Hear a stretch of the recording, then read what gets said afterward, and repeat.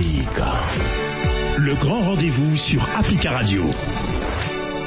Bienvenue si vous nous rejoignez pour votre émission. L'annonce vendredi par le côté français, ou plutôt le camp français, de la reprise des opérations conjointes entre Barkhane et les forces armées maliennes, marque-t-elle la réconciliation avec les autorités militaires de transition? Quelles sont les raisons de ce qui apparaît comme un changement de ton du côté de Paris? Nous en parlons ce soir avec trois invités. Baba Dakono, bonsoir. Monsieur Dakono, vous m'entendez, secrétaire exécutif chez Observatoire citoyen sur la gouvernance et la sécurité alimentaire. Vous m'entendez, monsieur Dakono? Oui, je vous reçois et vous m'entendez? Parfaitement. Et je rappelle que vous travaillez aussi comme consultant avec la primature, le Premier ministère malien, c'est cela? Non, c'était pour une période définie et c'est fini depuis un bout de temps. D'accord, merci de la précision. Et en ligne de Bamako, Étienne Fakaba Sissoko, bonsoir. Bonsoir. Enseignant-chercheur au Centre de recherche et d'analyse politique, économique et sociale du Mali. Vous êtes également enseignant à la Faculté des sciences économiques et de gestion à Bamako. Et en ligne de Paris avec nous, Thiambel Gimbayara, bonsoir. De l'invitation. Merci à vous, journaliste malien, directeur de publication de La Voix du Mali. Avant d'entrer dans le débat qui est le nôtre ce soir, je voudrais commencer par vous, monsieur Dakono. Cette coopération militaire Barkhane-Fama a-t-elle, la rupture de cette coopération a-t-elle été effective? Et si oui, comment s'était-elle ou s'est-elle traduite, cette pause? Merci. Il ne s'agissait pas fondamentalement d'une rupture totale de la coopération militaire entre la France et le Mali. Il s'agissait de la suspension des opérations conjointes. Comme vous le savez, dans le cadre de l'opération Barkhane, il y avait des opérations conjointes FAMA aux militaires français de l'opération Barkhane, comme ça se faisait également au Niger et au Burkina. Il s'est agi de la suspension de cette coopération militaire-là. Et on a vu pendant la période de cette suspension que les opérations du côté français ont continué, tout comme du côté malien avec toutes les attaques qu'on a vues, mais également quelques succès militaires, que ce soit du côté français ou du côté malien, qu'on a pu observer sur le terrain. Donc on peut dire que en réalité cette suspension n'a vraiment pas été effective puisqu'elle a été annoncée il y a tout juste un mois par le président français. Elle a été effective parce que il y a quelques semaines, il y a moins de 10 jours, il y a eu une opération militaire française de l'opération Barkhane qui s'est tenue de façon unilatérale. Oui, elle a été effective dans ce sens, mais elle n'a pas duré. Comme je le disais, dans tous les cas, les opérations militaires se poursuivaient d'un côté comme de l'autre. Elle n'a pas eu une incidence sur le terrain et c'est peut-être pas cela. Ça n'a rien à voir avec les attaques qui se sont multipliées. Cette suspension n'a rien à voir avec les attaques qui se sont multipliées ces dernières semaines au Mali.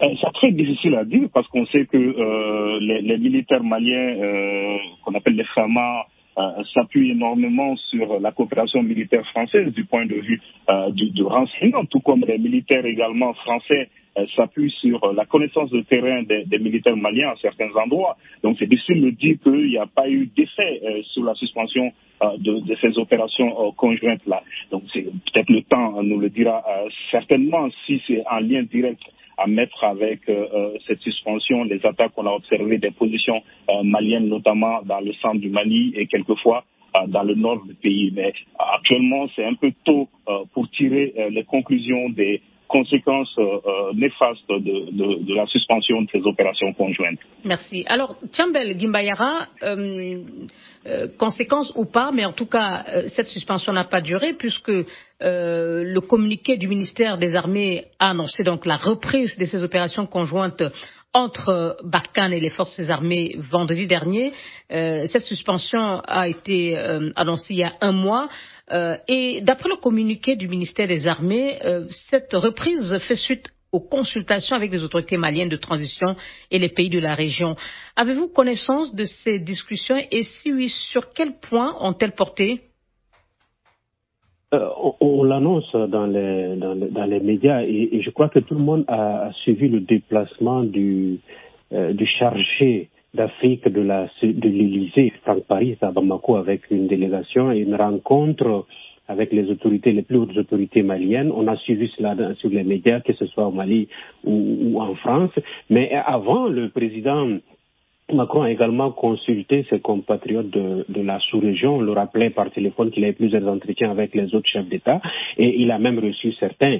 Bon, voilà. Autrement dit, je pense que c'était une rupture annoncée déjà dans les termes du communiqué qui a été fait par voie de presse et dont l'original est encore à rechercher. On disait dans les termes suivants, à titre conservatoire et temporaire. Qu'est-ce que ça veut dire? C'était une rupture unilatérale de la France. La France a qualifié les événements au Mali de second coup d'État, les événements du 24 mai parlant bien sûr par là, de second coup d'État. Et dès le 3 juin, la France est passée de l'acte à la parole par le ministre des Armées. On a ce communiqué-là que l'AFP a relayé comme étant une rupture unilatérale de la coopération militaire. Bon, quand on rompt une coopération militaire avec un pays, je crois qu'on doit entendre l'autre partie. Et jusqu'à preuve du contraire, on n'a pas entendu la partie malienne sur la rupture de cette coopération. Donc ça veut dire que le Mali a passé sous silence cette rupture et qui a fait de la rupture un effet d'annonce. La France n'est pas rentrée en profondeur par rapport à la rupture. On n'a pas eu de retrait, on n'a pas eu de rappel des conseillers militaires à Paris. Je n'en ai pas en tout cas connaissance de rappel de conseillers militaires comme ça se fait en diplomatie. Si on rompt dans un pays où on est en crise, l'ambassadeur est rappelé pour être consulté. Ça n'a pas été le cas pour ce cas précis. Merci beaucoup. Donc pour vous, c'était un effet d'annonce. Monsieur Sissoko, est-ce que vous êtes au courant des engagements qui ont été peut-être pris par le pouvoir militaire de transition? Monsieur Sissoko? Mais ce qui est évident, je ne suis pas dans les secrets des dieux, mais ce qui est évident, c'est que il y avait un certain nombre de raisons qui avaient été évoquées par la France pour justifier justement cette suspension de la coopération.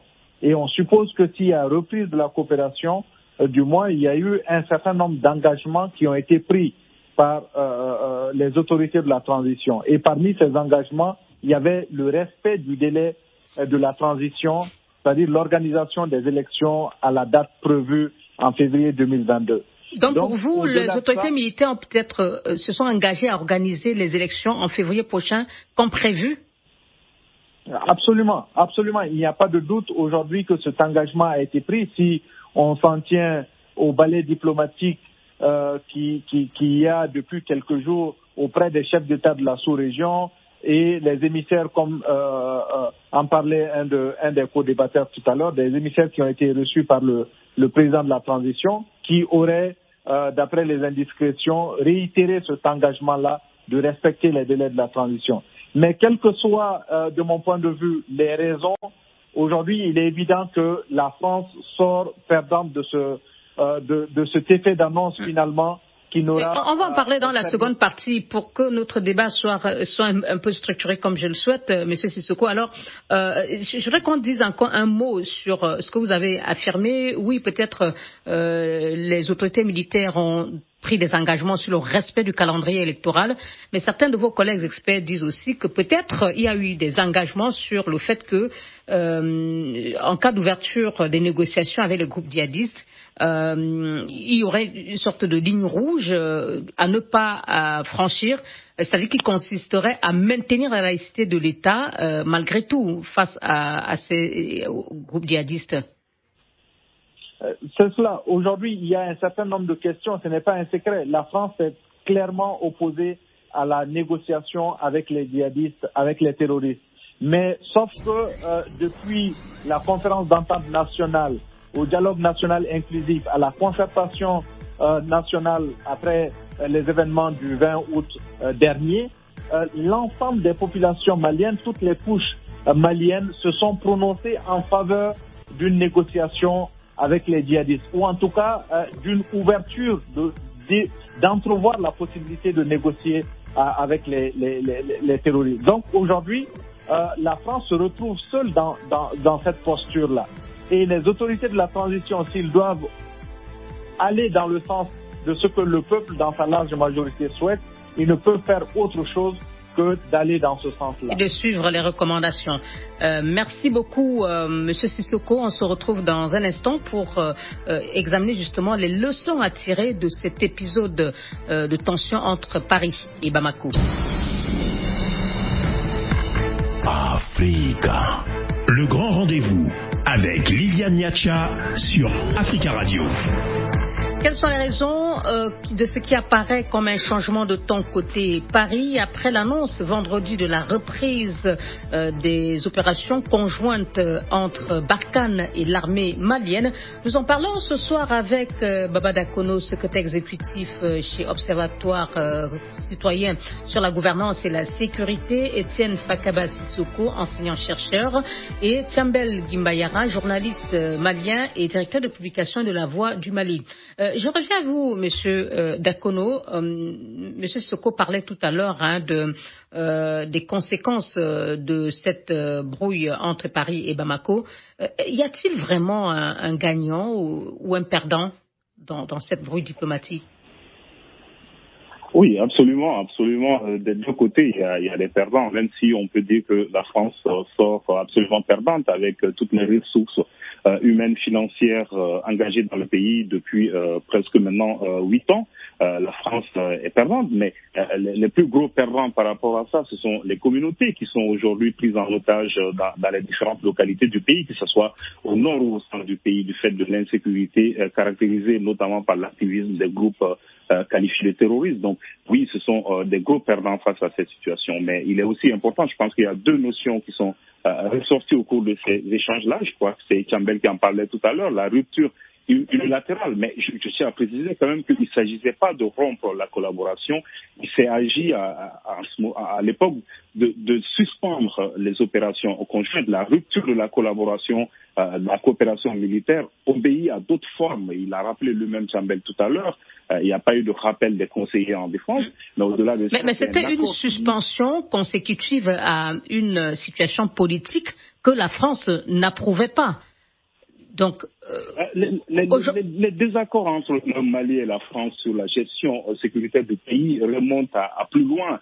La question de dialogue avec les groupes qualifiés de terroristes a divisé Bamako et Paris depuis l'époque du président Ibrahim Boubacar Keïta. Pour rappeler, à l'époque, le président malien était dans la disposition de donner une suite à la demande des Maliens qui s'étaient exprimés au cours du dialogue national inclusif, de discuter avec les groupes. En début d'année 2020, il a clairement indiqué cette volonté. C'était une première division du point de vue... Pardon, Monsieur Baba Dakono, on va pas...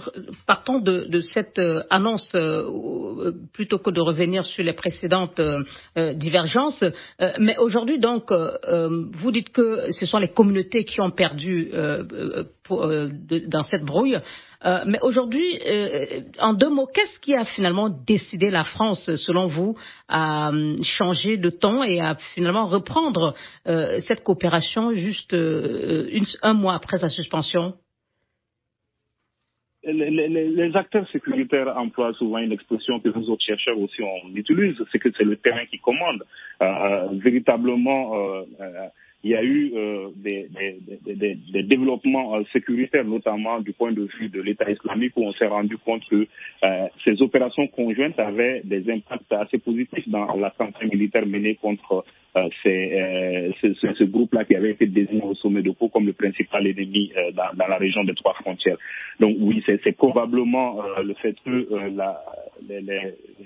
le terrain a dû guider en fait le choix et aussi je crois que la multiplication des attaques.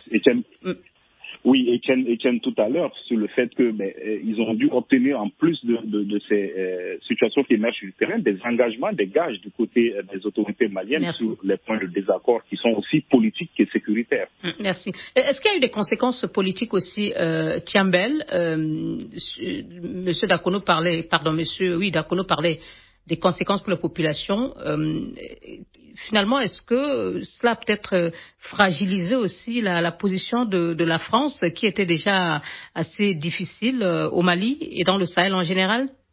Oui, je pense évidemment que la France, par cette position unilatérale du président, un effet auquel ne s'attendait d'ailleurs pas l'opinion publique malienne, même si a contribué à à renforcer le camp du non à la France, à renforcer la contestation et surtout à renforcer le camp de ceux qui revendiquaient l'intervention de la Russie ou de d'autres puissances.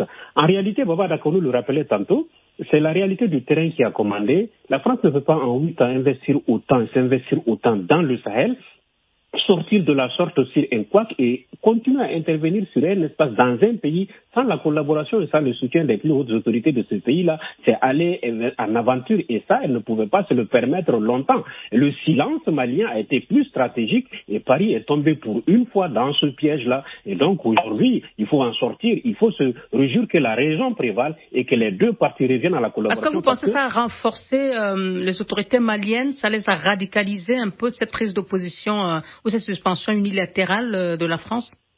Cette position unilatérale de la France a plutôt donné un couloir et un regain d'hostilité aux djihadistes sur le terrain. Ça a donc ravivé leur position et ça a donné un lien comme si c'était la France répondait à l'injonction de ces djihadistes-là qui ne demandaient pas plus que le départ des forces étrangères pour négocier avec les Maliens et que la négociation soit un alibi encore pour maintenir ces forces-là. C'est prendre pour une cause et fait pour une cause qui est évoquée par ses adversaires et puis la France au Sahel. La France défend la sécurité de l'Europe une fois de plus. Donc la situation ne pouvait pas être tenue par la France dans cette situation-là. Elle s'est ridiculisée carrément en continuant à tenir une cause. On ne peut pas aider un pays sans ses autorités. On ne peut pas aider des populations sans leurs implications. On ne peut pas lutter contre le terrorisme en intervenant avec des armées étrangères sur un sol étranger. Avec l'armée nigériane au Mali, ça ne pouvait pas continuer. C'était une insulte au peuple malien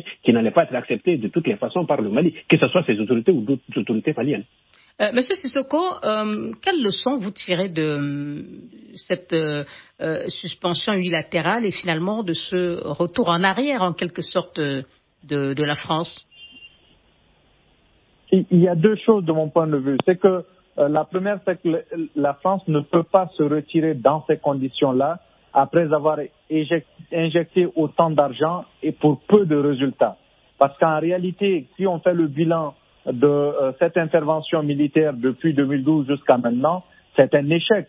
Et se retirer dans ces conditions-là, sans résultat probant, sans pour autant permettre au Mali de recouvrer l'intégrité de son territoire, sans pour autant bouter hors de nos frontières les groupes terroristes, les groupes djihadistes, est un échec pour la France.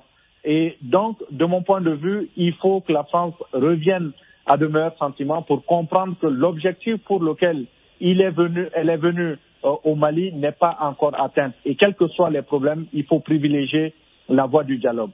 Deuxième élément, c'est que ça montre aux autorités maliennes effectivement aussi que il y a la possibilité, il y a le risque que nous perdions un partenaire aussi stratégique que la France, qui aujourd'hui est présente sur le terrain et qui a plus de résultats que l'armée nationale. Ça aussi, il faut le reconnaître. Donc, de part et d'autre, ça montre très clairement que les rapports de force doivent s'équilibrer et que finalement, on doit regarder dans la même direction. Sur le plan politique... Oui, c'est-à-dire qu'aucun des deux alliés n'avait intérêt à ce que la situation, le statu quo reste, c'est-à-dire celle de la suspension. C'est cela. Aujourd'hui, personne n'a intérêt. Baba le rappelait tout à l'heure, ce sont les populations qui vont sortir perdantes. Si notre vocation en tant qu'État est de garantir la sécurité pour les populations, si notre volonté en tant que partenaire France est d'aider le pays à protéger ces populations et à recouvrer l'intégrité du territoire, on ne peut pas, sur un coup de tête, sur un quiproquo, sortir de cela.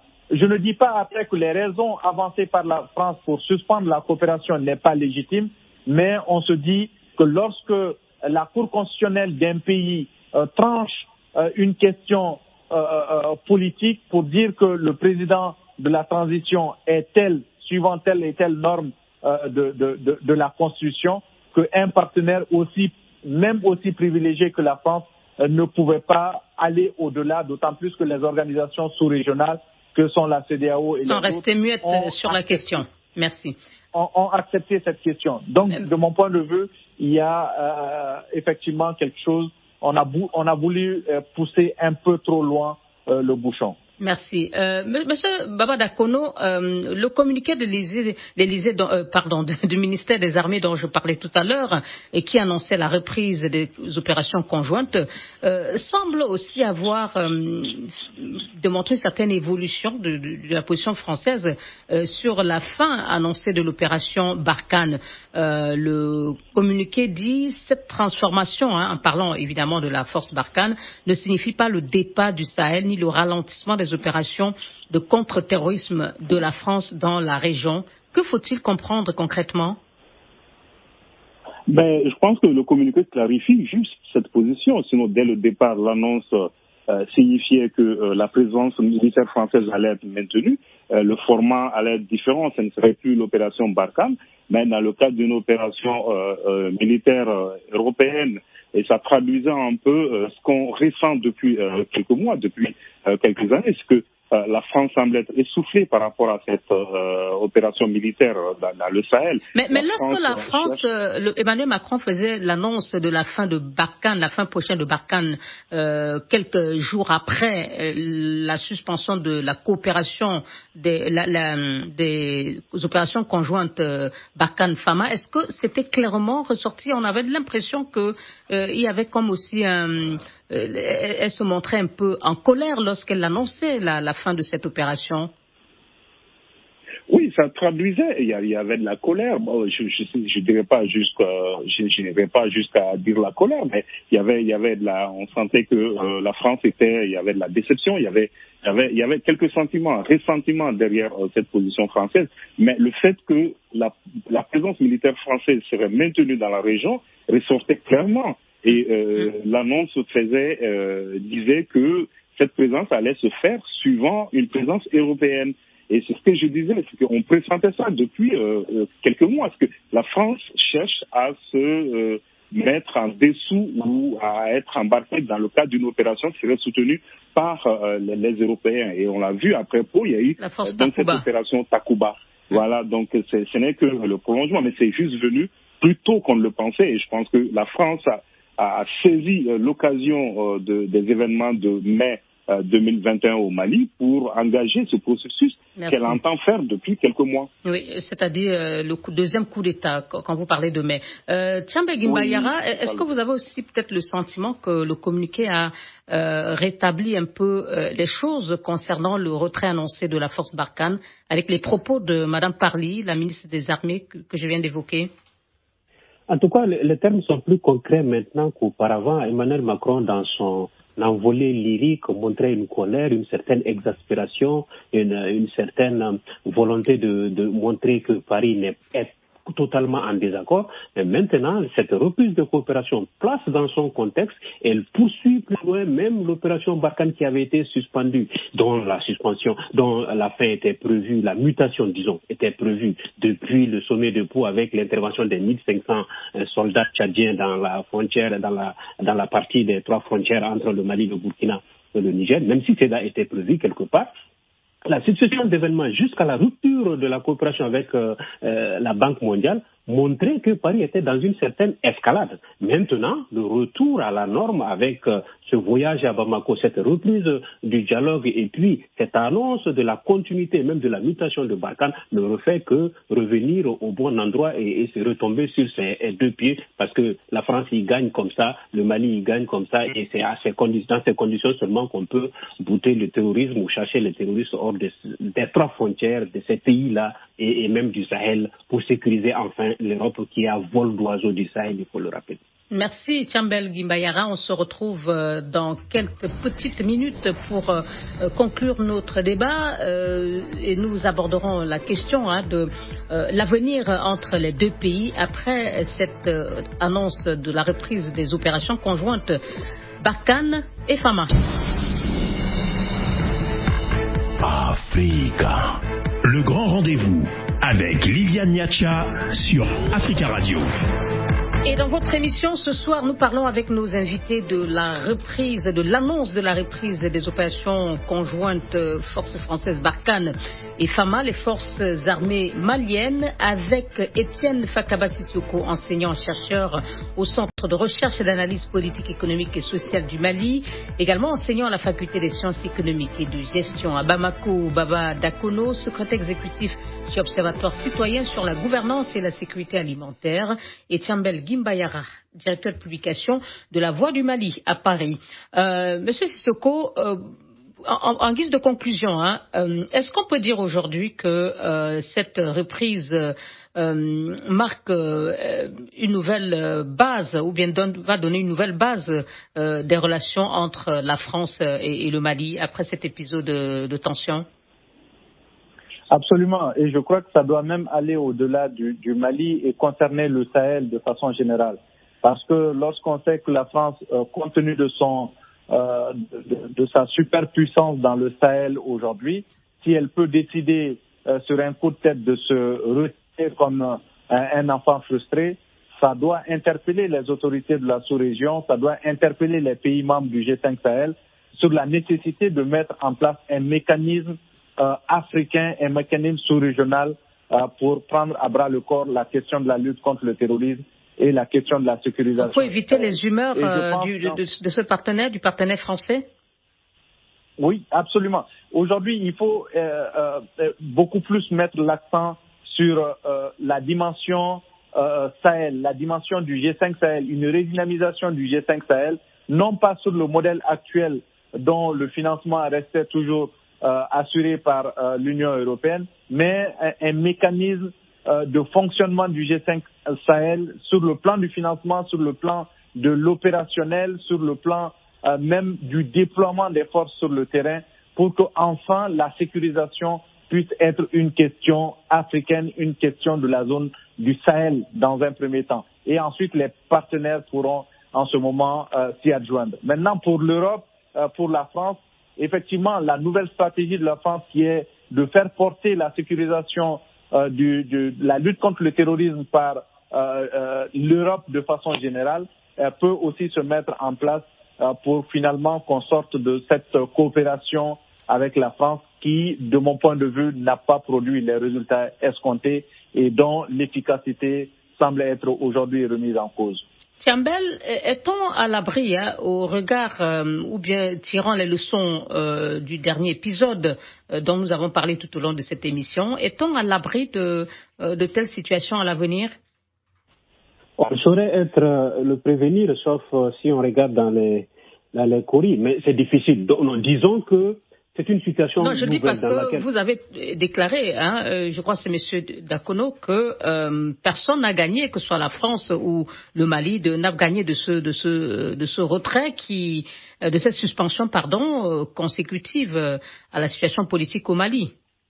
Personne ne sort gagnant, certes, mais les deux partenaires vont en même temps faire attention. C'est le désamour, les retrouvailles ne seront pas comme avant. Est-ce que les deux partenaires vont se faire entièrement confiance sur tous les plans? Il était prévu, par exemple, que des coopérants français s'installent au ministère de la Défense. Je ne crois pas que Bamako accepterait cette annonce ou cette avance. Takuba devrait intégrer jusqu'à un certain niveau, en tout cas dans la hiérarchie des renseignements des différents pays. Est-ce que ça va se faire à volonté ou à volo?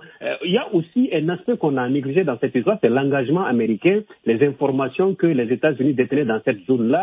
Et au début de l'opération Servala, l'opération Barkhane, l'armée américaine a été d'un apport certain pour l'engagement de la France sur le terrain. Elle semblait se retirer aussi bien avant l'annonce de Paris. Je ne sais pas si cela a pesé dans la balance ou pas, mais en tout cas, c'est la fin de la brouille, presque de la brouille, mais en tout cas, pour que le couple vive en harmonie, en symbiose, ça prendra du temps, tout comme les plaies se cicatrisent tout doucement. Confiance difficile à retrouver. Oui. Monsieur Dakono, d'autres points de friction sont-ils à craindre ou vous pensez que la brouille est terminée et que désormais Paris et Bamako vont travailler au moins sur ce qui les concerne tous les deux, c'est la lutte contre le terrorisme au Mali et dans le Sahel, ensemble et désormais sans tension? Monsieur Dakono? Non, ça va être extrêmement difficile, mais comme le président le disait tout à l'heure, au moins cette bouée a permis à chaque partenaire de peser un peu l'avenir. Donc les gens vont peut-être agir avec beaucoup plus de prudence et peut-être on va plus voir des réactions spontanées de la sorte comme on l'a vu avec la sortie française récemment. Mais qu'il n'y ait pas de bruit à l'avenir, ça va être extrêmement difficile parce que comme je le disais, idéologiquement sur le rapport avec les groupes qualifiés de terroristes, du point de vue du dialogue et de la négociation avec ces derniers, Paris et Bamako ne sont pas sous la même longueur d'onde. Bamako veut négocier, dialoguer du moins avec les groupes qualifiés de terroristes, ce qui n'est pas de l'avis de Paris. Donc oui, on peut s'attendre à des bruits, mais on peut espérer qu'avec ce qui vient de se passer... C'est le seul point où on risque d'assister à de nouvelles tensions ou il y en a d'autres?